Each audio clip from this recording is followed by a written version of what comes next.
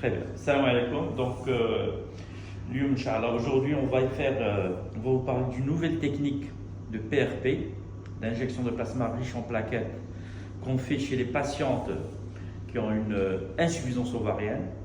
D'accord? Insuffisance ovarienne, ça veut dire qu'ils ont un taux d'AMH très bas, l'AMH inférieur à 1.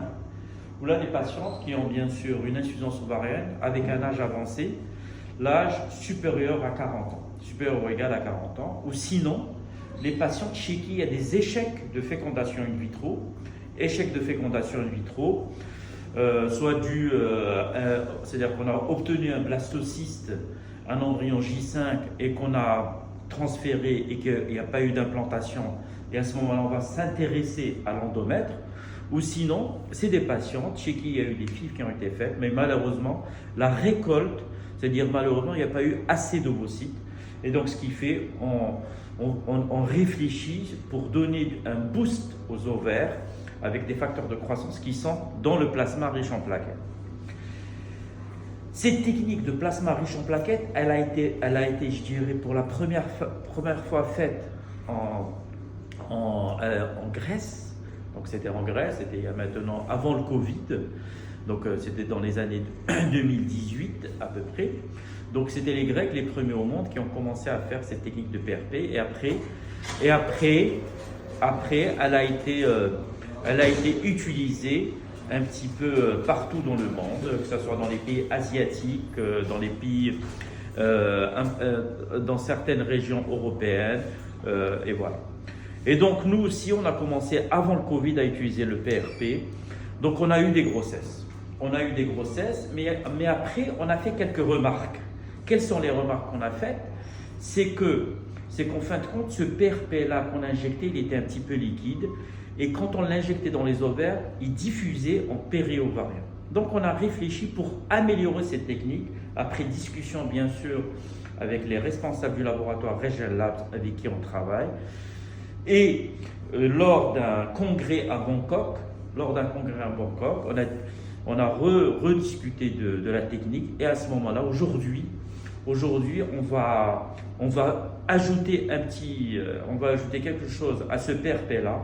C'est-à-dire qu'on va ajouter une molécule qui est la thrombine, qui existe dans le sang. Et cette thrombine va permettre de rendre ce plasma riche en plaquettes sous forme de gel, c'est-à-dire un peu plus dense.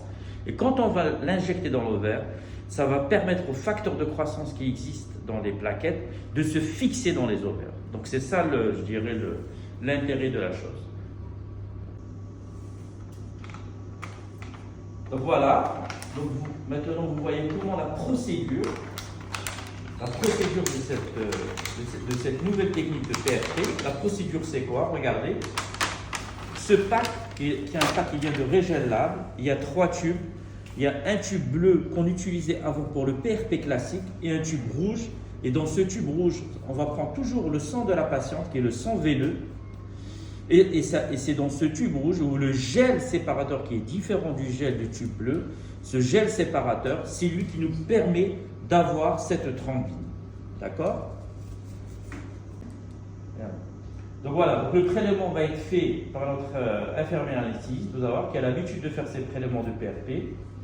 Donc, on va commencer par le tube rouge, ok, pour recueillir cette thrombine.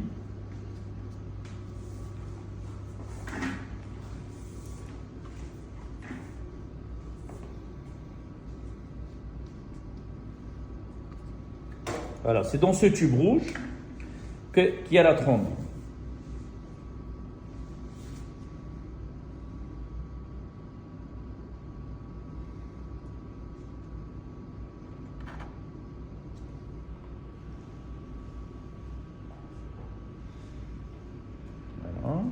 Et c'est grâce au gel séparateur, vous allez voir, passer au tube bleu. Voilà. Donc c'est le tube bleu qui va contenir le plasma riche en plaquettes. Voilà, c'est la même chose, sauf qu'il y a, pour cette technique-là, on utilise 2 tubes. Un tube rouge pour la thrombine qui va permettre de rendre le plasma visqueux et sous forme de gel. Et le tube bleu qui contient le plasma riche en plaquettes. Après, bien sûr, ces 2 tubes vont passer, comme dans la technique classique, dans la centrifugeuse. Voilà. On va les placer dans la centrifugeuse.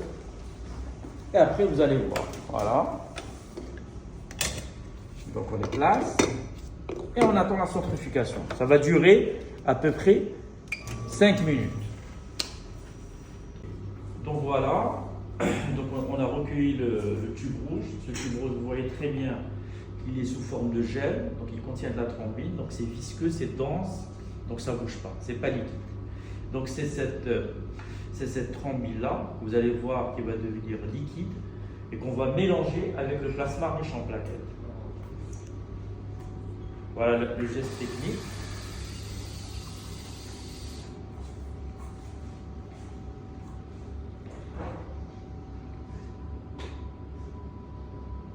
Voilà, regardez, ça descend un petit peu. Et cette petite quantité, donc on fait à peu près 1 millilitre, même pas. Vous allez voir qu'on va recueillir.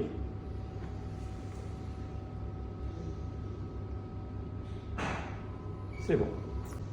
Voilà le tube bleu. Voilà, regardez. Donc ça c'est tube bleu. Donc c'est le plasma riche en plaquettes. Donc si on ne mélange pas comme ça, les plaquettes restent collées au gel séparateur blanc. Donc on est obligé de mélanger pour que les plaquettes descendent, pour qu'on n'injecte pas que le plasma sans les plaquettes. Voilà, tac, et on aspire. Et le but de cette technique-là, c'est d'aller vite. Voilà. Très bien. On se prépare au niveau de l'écho, et voilà l'ovaire à gauche tu vois, s'il te plaît, à gauche. Voilà l'ovaire, il y a très peu de follicules, donc on va pénétrer l'ovaire, Inch'Allah.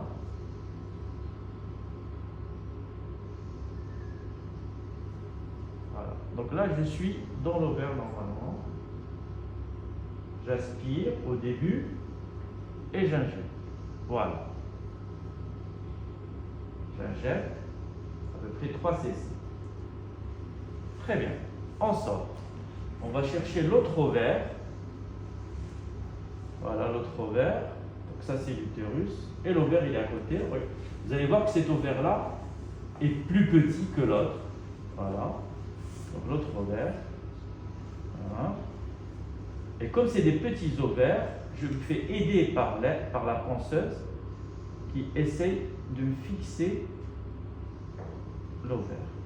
J'aspire comme tout à l'heure, vous avez vu, c'est ça l'aiguille de ponction et j'injecte. Et je sens qu'il y a une petite résistance